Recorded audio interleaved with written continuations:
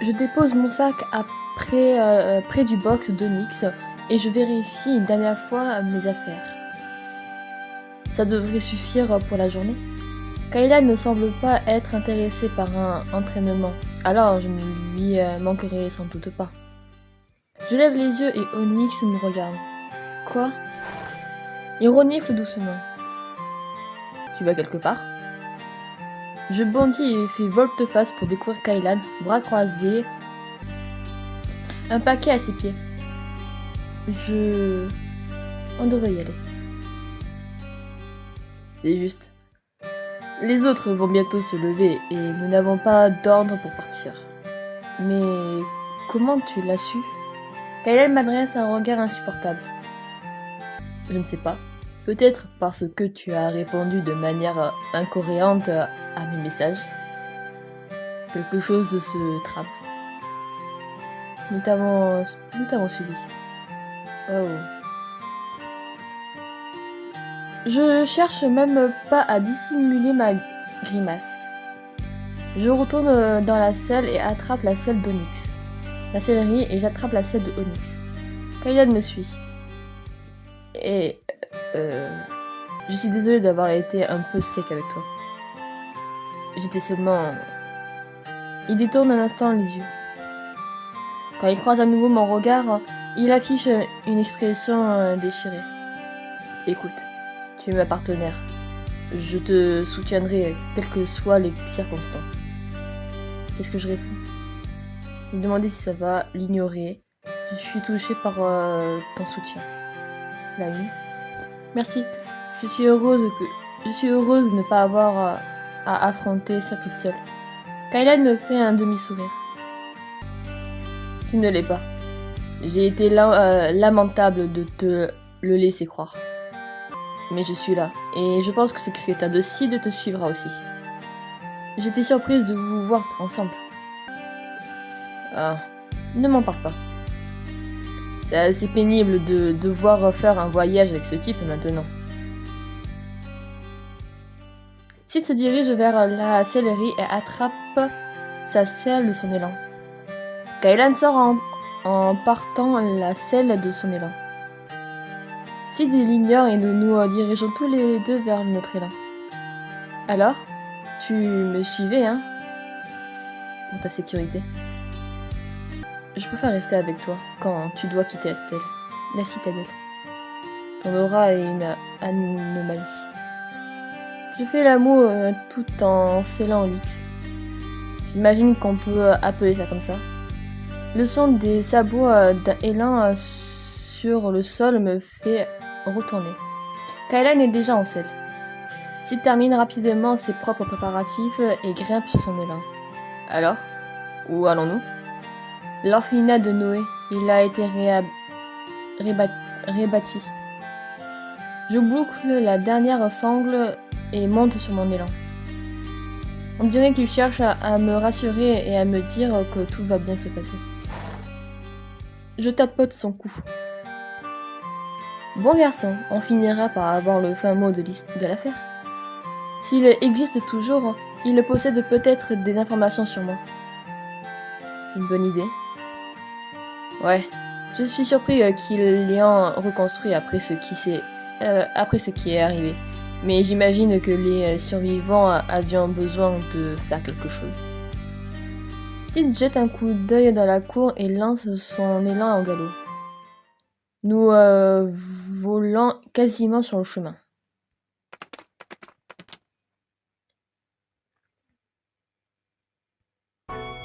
Lorsque nous arrivons à l'orphelinat, je suis saisie de nostalgie.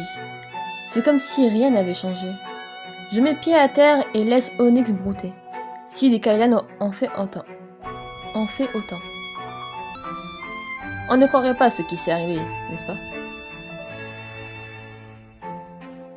Sid examine la cour d'un œil aiguisé. Une réceptionniste vient nous accueillir. Elle ne me rappelle rien. Ont-ils une équipe entièrement nouvelle? Oh Seigneur, qu'est-ce qui amène des chevaliers à notre porte? Vous êtes Peut-être en quête de nouvelles recrues? Non, non, rien de tout cela. Je suis venue consulter vos dossiers. Enfin, mon dossier en fait. La réceptionniste me regarde en clignant des yeux. Oh, eh bien, nous en avions quelques-unes. Je ne sais pas si vous le saviez, mais je sais. Le peu qu'il vous reste, ce serait bien. Votre nom? Je lui indique. Laissez-moi quelques minutes et je vais voir ce que je trouve dans nos archives. Un enfant regarde dehors depuis les fenêtres. Kylan lui adresse un signe de la main. Le garçon ouvre de grands yeux et se recule vite. Il a probablement informé tout le bâtiment de qui est dehors. Bien entendu, les enfants collant leur visage aux vitres. La réceptionniste revient et elle me tend un dossier fin. C'est tout ce que nous avons. J'espère que cela vous aidera. Faites-moi savoir quand vous aurez terminé, s'il vous plaît. Je replacerai le dossier aux archives. Je m'installe sur un banc et je lis rapidement. La date du dossier attire mon regard. C'est le lendemain de la grande hérésie. Mais on m'a laissé sur le seuil trop tôt, avant l'aube. Alors, si quelqu'un s'est enfui de la citadelle, c'était un cours de la même nuit. Mon estomac se noue sous l'effet de l'anxiété. Je tourne les pages lisant ce qui concernait mon enfance. Cela se termine l'année de mes 6 ans. Il y a une note indiquant que je suis morte au cours de l'assaut donné par l'église de Saint-Lucifer. Cela continue en disant que peut-être seulement disparu. Que j'ai disparu plutôt. La personne qui a écrit ça supposait que j'étais toujours en vie, mais elle n'était pas sûre. Elle n'était pas sûre. Je crois que le fait de dire que j'étais portée disparue était la chose la plus logique à faire. Je lève les yeux et aperçois Kylan qui prend la pose sur les enfants à l'intérieur. Sid a le regard posé sur moi. Il observe mon expression. Je vais trouver la réceptionniste et lui rendre le dossier. Vous avez trouvé ce que vous cherchez? Je crois, oui. Je ne suis pas très sûre. La réceptionniste m'adresse un sourire sympathique avant de rentrer. Je m'approche de Sid. Kylan le remarque et il cesse de s'amuser avec les enfants derrière les vitres. Alors? Je monte sur Onyx et les garçons se mettant en selle aussi. Je suis arrivée ici au cours de la grande hérésie. Au cours de la nuit d'hérésie. Cela ne peut pas être une coïncidence. Combiné à ton aura rouge. La couleur de l'aura n'est peut-être pas très importante, Sid. Le violet est rare. Le rouge est peut-être encore plus rare. Sid me regarde, le regard indéchiffrable. Onyx remue mal à l'aise. Je lui caresse le cou. C'est un peu étrange. Je persiste à penser que tu as un lien avec cette attaque. Si tu as été arrivé ici cette nuit-là... Alors quoi? Lucifer est emprisonné par le sceau depuis près de 300 ans. Il est impossible qu'un bébé ait franchi le sceau. Surtout sans le surveiller. Surtout sans le réveiller. Sid penche légèrement la tête en réfléchissant. Je pense effectivement que c'est peu probable. Mais qu'en est-il de ton propre père? C'est lui qui a vu quelqu'un courir avec un bébé cette nuit-là. Kylan remue sur sa selle. Ouais, mais il n'y a pas de preuve qu'il y ait un lien. Et encore moins que c'était Steph, ce bébé. Sid laisse échapper un son neutre et le silence se fait. L'anxiété me donne la nausée. Cela signifie que je suis un enfant de Lucifer. Je ne me sens pas mal. L'enfant de Lucifer ne serait-il pas dément? Kaylan lance un coup d'œil exaspéré à Sid. Sid pianote légèrement sur sa selle. Je suis désolée. Ce ne sont jamais que des spéculations à ce stade. On ne peut rien exclure. Mais la réceptionniste jaillit de l'établissement à notre grande surprise. Elle se précipite vers nous. Waouh, il est clair qu'elle a une bonne raison de courir. Je mets pied à terre et va à sa rencontre. Je suis si heureuse de vous rattraper. Allons doucement respirer. Qu'est-ce qui presse tant? La réceptionniste prend de longues aspirations bruyantes. Je remarque Kaylan et Sid parlant doucement, mais je ne saisis pas ce qu'ils disent. J'ai oublié un petit morceau de votre vie. Elle me le met dans la main. Je regarde. On dirait que vous avez des aptitudes magiques. Les résultats de vos tests étant toujours bien plus élevés que ceux de vos pairs. Même si on ne vous évalue pas avec une grande rigueur à cet âge-là. Je survote le document en quête de quelque chose en rapport avec mon aura, mais je ne trouve rien. Cela vous est utile? Nous ne sommes qu'une petite orphelinat, mais nous ferions n'importe quoi pour aider l'ordre de la première lumière. Elle m'adresse un sourire chaleureux et je lui rends le document. C'est difficile à dire, mais nous apprécierons vos efforts. Merci. La femme me serre la main et retourne à l'intérieur. Je me retourne vers Kaylan et Sid qui discutent toujours. Tous deux me tournant le dos. Qu'est-ce qu'ils disent? Je m'approche et je commence à saisir des mots. Je suppose le pire. Si elle est née de Lucifer. Sérieux, mec. Si elle a un lien avec Lucifer, les choses pourraient être dangereuses. Les vrais coupables de l'hérésie n'ont jamais été arrêtés. Si on croit à Lecto, Kaylan renifle doucement. Et les coupables sont peut-être toujours proches. S'il vient à Stéphanie, nous devrons peut-être intervenir. Intervenir? Si les coupables font partie de l'ordre, cela revient à renoncer à ma carrière. Et pire, pour quelqu'un qui est lié à Lucifer, qui est lié au démon, le ton de sa voix me transperce. Je m'immobilise. Je n'ai pas signé pour ça. Nous devons tous se considérer. Même si c'est déplaisant. Je me remets à marcher. Les graviers crésant sous mes pas et les deux hommes se tournant vers moi. Oh, Steph, qu'est-ce que cette dame avait à te dire? Moi, ça se retourne et j'ai l'impression que je vais vomir. Réponds-lui. Juste des informations sur mes aptitudes à la magie. Apparemment, je me débrouillais plutôt bien pour une enfant. J'ai un rire gêné. Aucun des garçons ne rit. Qu'est-ce que je fais? Demandez à Sid ce qu'il voulait entendre par nez de Lucifer. Demandez à Kaylan si sa carrière au sein de l'ordre est si importante. La 1. Ça veut dire quoi, nez de Lucifer? Suis-je mauvaise? Le visage de Sid se crispe, sous le coup du malaise. Ce n'est qu'un scénario que j'envisage.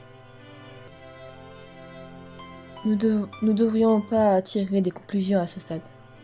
Nous devons agir prudemment. C'est juste parce que je n'ai même plus le droit de décider de mon destin. Je lance Onyx en avant, en ne voulant plus les regarder. Sid m'appelle. Je l'ignore. Son élan me rattrape. Je m'excuse. Nous n'aurions pas dû parler de toi de cette façon. Kaylan nous rejoint, mais je pense qu'il est important de ne rien dire. plus nous apprendrons, plus cette affaire devient dangereuse. Tu comprends? Je soupire, avec l'impression de porter un énorme poids. Ouais. Je ne dirai rien à personne. Je n'en parlerai pas non plus. Bien. Même si nous partons maintenant, il nous faudra un moment pour rentrer. Nous allons dormir à l'auberge de Vertichy. Sur la route. J'ai entendu dire que Vertichy est agréable.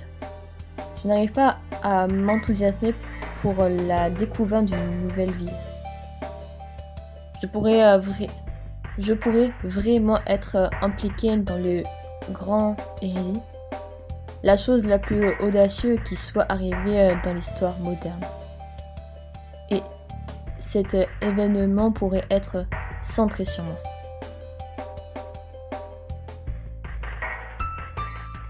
S'il discute avec l'aubergiste et il nous obtient 3 chambres, ainsi que des places à l'étable pour nos élans. Je m'occupe rapidement d'Onyx avant de monter dans ma chambre.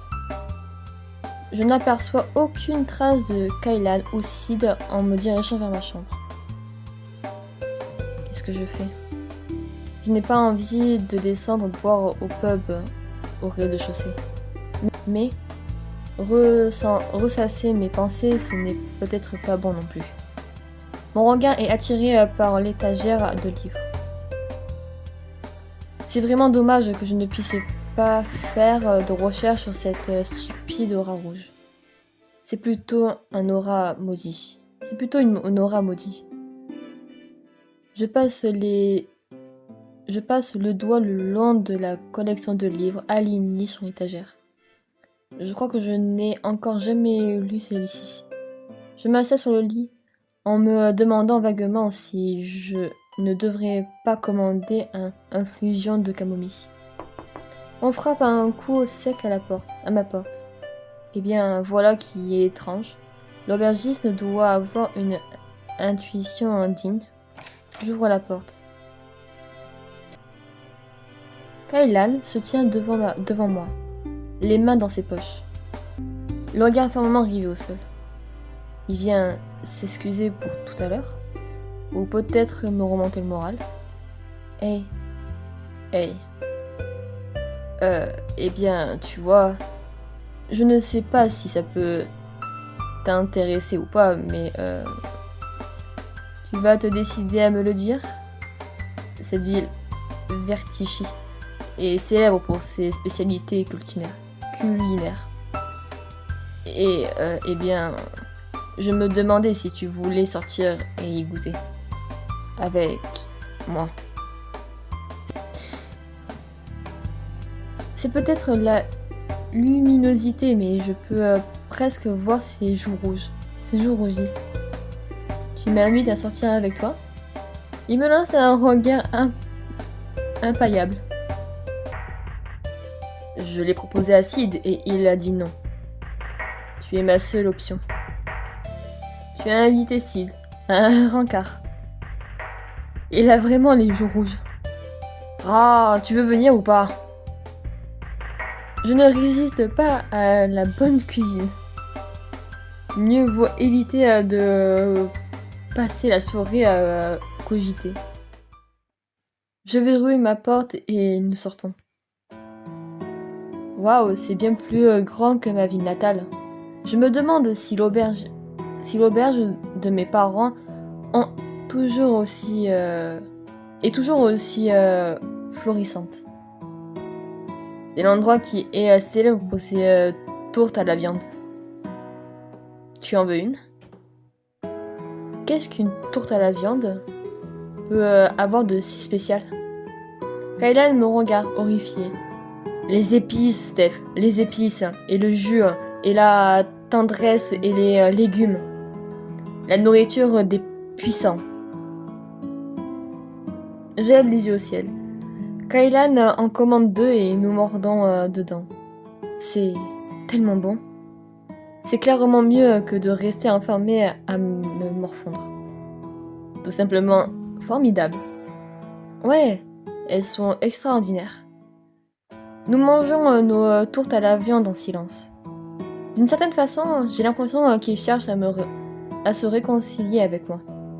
Mais il se sent toujours mal à l'aise. Toute la soirée, il a du mal à croiser mon regard. On dirait qu'il ne sait pas comment se comporter avec moi. Nous commençons à marcher et Kaylan laisse échapper un cri. Est-ce qu'il vient de... C'est la boutique de desserts la plus célèbre de dehors la capitale. Kaylan m'attrape par le bras. Mon cœur bondit à ce contact. Nous devons y aller, Steph. C'est la meilleure crème brûlée, le meilleur tiramisu, les meilleures crêpes. Nous ne pouvons pas visiter Virtichy et ne pas y goûter. Goûter les trois? On vient de manger une tourte à la viande. Bien sûr que nous allons goûter les trois. C'est du carburant pour les chevaliers. Kaylan tripigne quasiment sur place. Il est vraiment excité. Il me fait un sourire touchant qui me fait rougir. Qu'en dis-tu? On pourrait les partager si ça te rassure. Partager? Dois-je goûter les desserts avec Kaylan? Oui. Bien sûr, pourquoi pas. Excellent. Il me conduit dans la boutique et j'en oublie immédiatement que je suis pleine. Tout a l'air absolument délicieux. C'est vrai ce qu'on dit. Il y a toujours de la place pour le dessert. Ce sont que des diversions. Ce qui vaut vraiment le coup, ce sont les 3 meilleurs desserts. La crème brûlée, le tiramisu et les crêpes. Il y a quelque chose que tu ne peux pas manger? Pas que je sache. Kaylan nous trouve une table et il commande. Au fait, merci, au fait, de me faire plaisir. J'étais très pauvre quand j'étais petit. Alors la nourriture a une place particulière dans mon cœur. Surtout la bonne nourriture. Je ne te fais pas vraiment plaisir puisque je suis aussi enthousiasmée que toi par ces desserts. Je n'avais même jamais entendu parler de cette crème brûlée. Je pense que c'est une sorte de crème pâtissière. Ça va être intéressant. Les desserts sont servis et nous nous contentons tous les deux de les contempler pendant un long moment. Waouh! Je comprends pourquoi ils sont si populaires. Kaylan attrape une cuillère et il tape sur ce que je suppose être une crème brûlée. Le caramel craque, il prend une cuillère et la mange. Mon Dieu, c'est tellement bon. Je goûte la tiramisu. Le contraste des textures et des saveurs dansant dans ma langue. Le tiramisu est aussi très bon. Il est tellement riche et crémeux, doux et pas trop amer. Kaylan m'offre une cuillère de sa crème brûlée. Tu goûtes le mien et je goûte le tien. Mes joues s'enflammant. Un baiser indirect. Je ferme les yeux et prends la bouchée de crème brûlée sur sa cuillère. Waouh, c'est divine, n'est-ce pas? Kaylan se penche vers moi. Nous sommes si proches que je pourrais presque l'embrasser. Mon cœur bondit. Il ouvre la bouche et attend. Oh, le tiramisu. Je le fais goûter le tiramisu et il se lèche les lèvres. J'observe nerveusement ses mouvements. Mes pensées s'égarant et je me demande ce qu'il pourrait faire d'autre avec sa langue. Le tiramisu a une texture contracte, non? Je ne m'y attendais pas. Nous terminons les 2 premiers desserts en partageant encore quelques bouchées. Mon pauvre cœur, pourrait-il rester ce soir? Puis nous entamons la crêpe accompagnée de crème et de fruits. Kaylan affiche un grand sourire et il me tend pour que je prenne une bouchée de la cuillère. Je la goûte. Oh, waouh! C'est succulent aussi. Vraiment? Son regard tombe sur mes lèvres. Il se penche et il essuie soigneusement la crème fouettée et se lèche le doigt, les yeux brillants de malice. C'est délicieux, ouais. Quelque chose me dit qu'il ne parle pas uniquement de la gratinure de la crêpe. Nous terminons rapidement la crêpe et nous partons. Nous continuons à marcher dans la rue. Une voix familière m'appelle. Je me retourne et aperçois Sid qui s'approche de nous. Bon sang, qu'est-ce que tu veux? Je croyais que tu ne voulais pas quitter ta chambre. L'aubergiste nous offre des billets. Pourquoi? Une pièce. Waouh, sérieusement? Je n'ai encore jamais assisté à une pièce. J'ai aimé celle que j'ai vue autrefois. Ça serait excitant d'en voir une autre. Elle commence bientôt? Oui. Je me retourne vers Sid. Tu en as déjà vu une? Non. Il ne dit rien d'autre, mais semble un peu curieux. Le théâtre est dans cette direction? Au bout de la rue. Nous suivons la direction que Sid nous a indiquée. Je suis impressionné par la beauté du théâtre. Kaylan laisse échapper un léger sifflement. Plusieurs passants se renfrognent en le regardant. Je crois que Virtichi est plus riche que je ne le pensais. Mais c'est logique qu'ils aient une cuisine aussi bonne. J'aperçois le titre de la pièce. Notre sauveur, Ada et Lucifer, le roi démon. D'une certaine manière, je trouve que c'est trop proche de ce que je vis. Je lance un coup d'œil à Kaylan et Sid. Aucun d'entre eux ne semble se préoccuper du titre de la pièce. Eh bien, puisqu'on y sommes, autant en profiter. Nous nous installons à nos places et le rideau se lève. Le plan de Lucifer est de dominer le monde. Il utilise son pouvoir pour lever une horde de démons après l'autre. Je les aurai à l'usure, mouahahaha. Pourquoi fais-tu ça? Tu n'as donc pas foi en l'humanité? L'humanité est le fléau de l'univers. Pourquoi tu n'essayes pas de comprendre la raison pour laquelle les humains se sont qu'ils sont? Peut-être que tu apprendrais quelque chose. Lucifer et Ada vont et viennent, mais elles le convainquent finalement d'abandonner ses plans de domination. Ou, du moins, elle le pensait.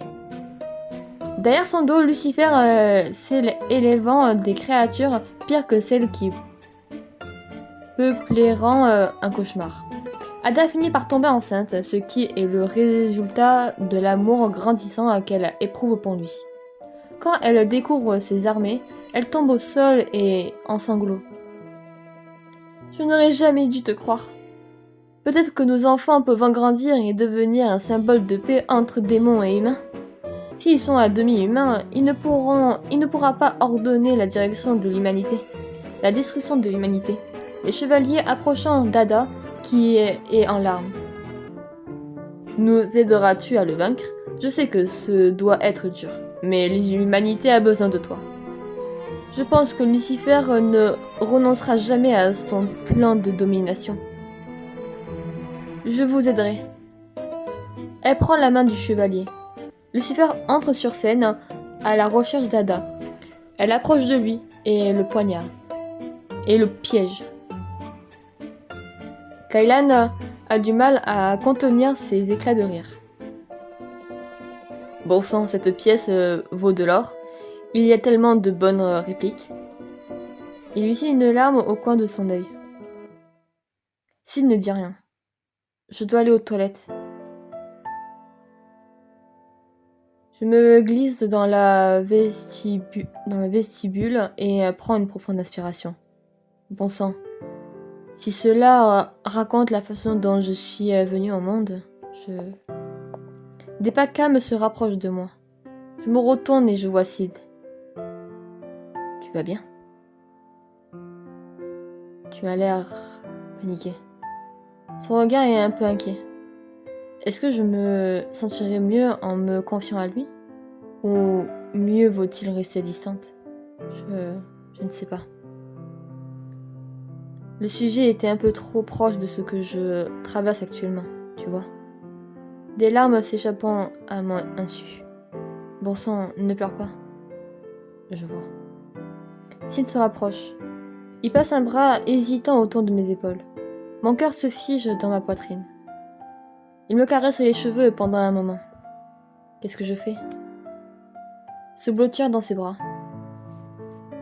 Je me laisse aller dans ses bras. Son corps est chaud contre le mien, tellement agréable. Sid me caresse les cheveux dans le vestibule silencieux. Des rires nous parvenant du théâtre. Je suppose que tout le monde est en train de regarder la scène. On dirait.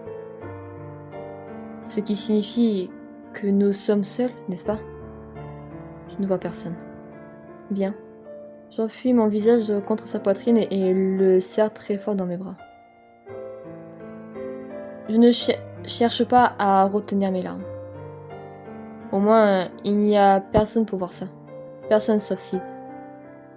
Il ne raconterait jamais rien à personne. Son cœur bat doucement dans sa poitrine. Le rythme est relaxant. Sid me caresse encore un peu les cheveux. C'est comme ça qu'on réconforte quelqu'un. C'est une façon de le faire, oui. Il y en a d'autres. Je pense que tout dépend de la personne. Certaines sont vraiment tactiles, d'autres préfèrent rester seules. Certains apprécient simplement une épaule sur laquelle pleurer. Sid se recule un peu et il me regarde. Il regarde son épaule et la trace des larmes que j'y ai laissées. Tu es du genre à apprécier de pleurer sur une épaule. Je ris doucement. On dirait, ouais. Tu es quel genre? Sid resserre son étreinte. Je n'ai pas besoin qu'on me réconforte. J'en ai plus besoin. Tout le monde a besoin de réconfort parfois, même les loups solitaires comme toi. Sid ne semble pas convaincu. J'ai appris très jeune à être indépendant. Pourquoi? Sid ne répond pas. Je ne veux pas insister, mais ce n'est pas très sain, non.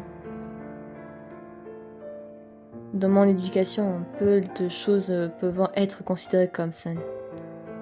Je grimace. Parfois, j'ai l'impression que tu es encore plus une énigme que moi. J'entends d'autres rires en provenance du théâtre et je m'éloigne à contre-cœur. Tu veux continuer à regarder la pièce? Je le veux? Je secoue la tête. Non, merci. Je crois que je préfère retourner à l'auberge. Je t'accompagne. Non, tu devrais rester avec Kaylan. Il s'inquiéterait si nous partons tous les deux et j'en entendrai parler pendant des années. Les muscles de la mâchoire de Sid frémissant. Ce serait gênant, oui. Sid me lance encore un regard avant de retourner dans le théâtre. Les rues sont bien plus désertes qu'à présent. Je m'efforce de retrouver le chemin de l'auberge. Je suis sûre que c'était par ici. Je marche encore quelques minutes avant de traverser une ruelle. Un homme se tient devant moi, les cheveux se dressant sur ma nuque. D'où il sort? Ma main se pose sur le pommeau de mon épée. Montrez-moi votre visage. Je suis un chevalier de l'ordre. L'homme me prend par surprise en mettant un genou à terre devant moi. Je brandis déjà mon épée. Je vous présente mes plus humbles excuses. Il est naturel que vous soyez suspicieuse. C'est la première occasion que je trouve pour vous contacter. Malheureusement, vous vous êtes éveillé en territoire ennemi. Éveillé? En territoire ennemi? Vous ne devriez pas être là. Je viens de la part de notre princesse. Elle souhaite que vous veniez avec moi. Je manque de lâcher mon épée. Ils ont une princesse? Je vois que vous êtes surprise. Je m'excuse, j'oubliais que vous n'avez pas tous les détails. Vous êtes la plus jeune fille de notre roi, le seigneur Lucifer. Ce que l'ordre appelle la grande hérésie était en fait votre avènement. L'homme me tend la main. Venez à présent, nous devons faire vite ou... Des pas se rapprochant rapidement. Je suis incroyablement navrée, mais je dois vous faire mes adieux. Nous reverrons. L'homme disparut dans une vague aveuglante, dans une lueur aveuglante. Une magie de téléportation? C'est vraiment un truc puissant? Les pas se rapprochant et je me tourne pour voir si des Kailan qui courent vers moi. Aucun d'eux ne semble essoufflé, mais si je me trouve déjà à une bonne distance du théâtre... Que fais-tu planté là? Tu devrais être à l'auberge à cette heure-ci. Nous faisons juste la course.